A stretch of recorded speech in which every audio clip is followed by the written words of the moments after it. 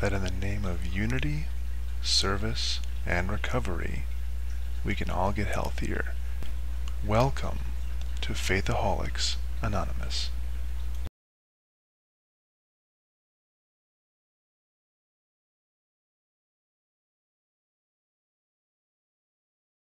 Hey YouTube, I'd like to take a moment and talk to you about how good God is. I have lost track of how many people I've seen say God is so very, very good. If you look at Alvin Plantinga's ontological argument, God's goodness is even factored in as one of his defining attributes. And just like I've seen that, I have seen so very many rational people talk about how incredibly evil God is. Just really, really terrible. And I have one question for both of these people. Good or bad, how could you possibly know? What basis do you think you have for evaluating this thing? And you know the replies would be pretty quick after that. From one side we'd hear about how nice he is to let us into heaven and sacrifice himself to himself and forgive us of our horrible evil sins, and isn't it great there's a magical happy land and we're all immortal. And from the other side we'd hear about how horrible it was that someone had to invent flesh-eating bacteria. Seriously, why is there flesh-eating bacteria and genocide? And he committed the genocide and he shot up babies, and you can, go wherever you want with that. Anything awful that's ever happened, anything good that's ever happened, they sort of lose their meaning when you add God into the mix. So let me interrupt myself here in my random diatribe of the good and the bad people. I won't jump ahead too far, and instead let's understand that in order to judge something good or bad with any kind of hope for accuracy, we have to have some frame of reference. So here's an example. I think most people would agree that stabbing is bad. You take a needle, you stick it in the arm of a child, and I'm sure after they finish screaming, the child will tell you exactly how bad that was. As a matter of fact, I had this experience not long ago with one of my children. The problem was that she didn't understand what a vaccine was. And ho, that's not fair. I said stabbing. Shots aren't stabbing. Stabbing involves pushing a sharpened foreign object through the skin, and there it goes. With just a slight change in frame of reference, a shot is an incredibly good thing, even though it involves stabbing. So, let's look at something else. Let's up the ante. I think we'd all agree that dropping buses on children is bad. Well, yeah, I'd almost certainly kill them, and there's a couple of ways we can even recontextualize this silliness. The first is to make up a scenario where we have to drop a bus and it has to land on children, and all we can do is hit less children or hit the kid who's going to become the next Hitler. Since we're psychic in this example too, because we're being forced to drop buses. For me, in this circumstance, you have bad and less bad, but it's manufactured as all hell and not terribly convincing. The other way to recontextualize this is to change our frame of reference for the consequences. The reason most of us would agree that dropping buses on children is bad is because from our frame of reference, you end the entirety of the potential of that child's life, not to mention the mess. But if we recontextualize the results, suddenly dropping buses sounds like a good thing. If instead of being death and the end of potential, getting hit with a bus is a magical ticket to super happy funland, and if you really believe in super happy funland and you really believe kids ought to go there, you'd be looking to drop buses on them. This is why I think a really important part of religions that believe in super happy funland is that they don't know if you're going to go there for sure or not, only the deity gets to know. After all, if you were sure you had someone thoroughly saved, the next most sensible thing to do would be put a bullet through their head, thus guaranteeing them their trip to super happy funland.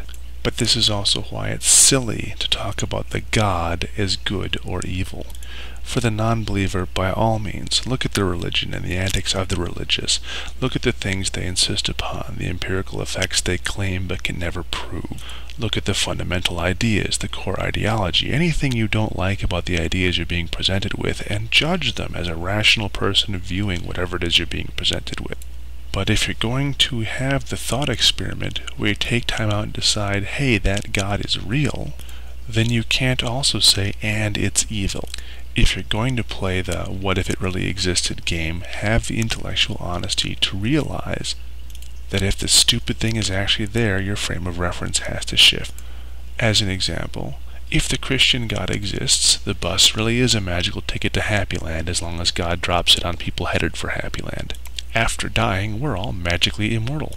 This life we're living amounts to little more than a video game in terms of consequence for eternity. We don't say authors are evil because bad things happen to the characters in their books. We don't say children are evil because they blow up little virtual personas of themselves or fake worlds in a video game.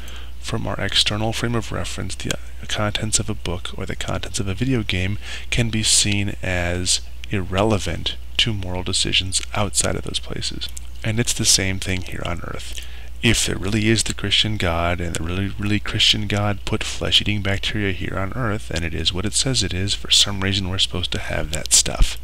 So just like the child protesting the vaccine, if you're going to imagine such a being, be honest and give it the full characteristics it's supposed to possess.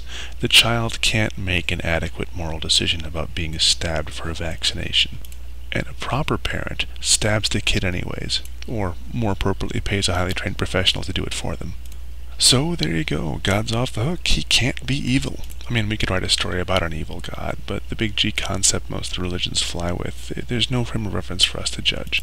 And yes, this speaks directly to the problem of evil, or the so-called problem of evil, because if I'm right, there's no such thing.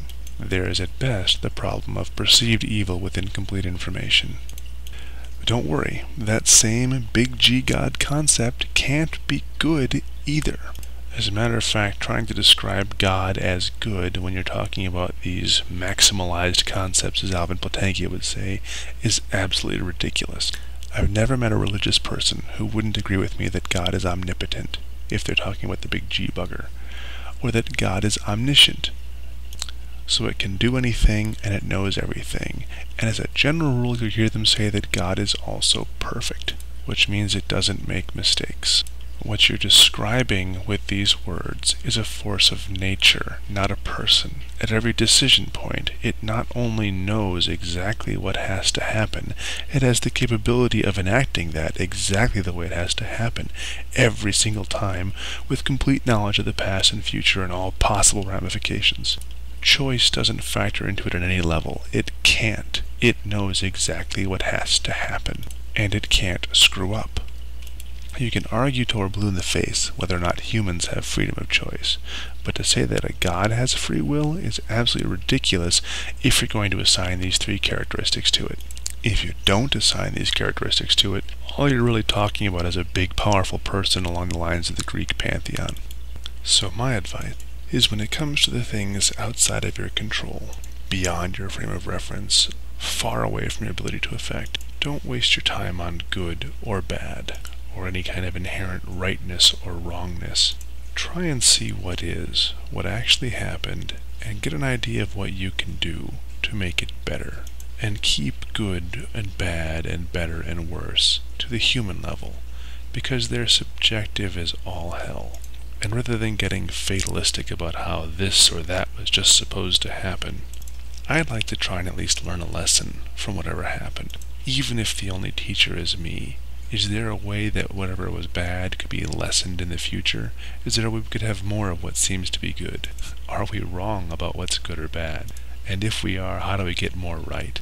It's empowering, and I think it's a lot better use of our time. Apostate, apostle. It's kind of like a palindrome.